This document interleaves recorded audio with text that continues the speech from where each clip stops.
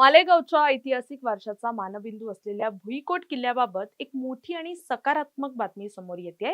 गेल्या अनेक वर्षांपासून दुरावस्थेत असलेल्या या किल्ल्याच्या दुरुस्तीच्या कामाला अखेर सुरुवात झाली आहे। गेल्या अनेक दिवसांपासून किल्ल्याची तटबंदी आणि बुरुजांची पडझड होत होती। त्यामुळे इतिहासप्रेमी आणि मालेगावकरांकडून यांच्या संवर्धनाची मागणी वारंवार केली जात होती। अखेर शासनाच्या गडकिल्ले संवर्धन मोहिमेंतर्गत या मागणीला यश आलं असून भुईकोट किल्ल्यासह जिल्ह्यातील साल्हेर आणि अंकाई टंकाई किल्ल्यांसाठीही भरीव निधी मंजूर झालाय। पाहुयात यावरचा हा विशेष रिपोर्ट। मालेगाव शहराच्या इतिहासाची साक्ष देणारा हाच तो ऐतिहासिक भुईकोट किल्ला। मात्र प्रशासकीय अनास्था आणि काळाच्या ओघात या किल्ल्याचं सौंदर्य लोप पावत चाललं होतं। तटबंदी खचली होती आणि बुरुजही ढासळू लागले होते।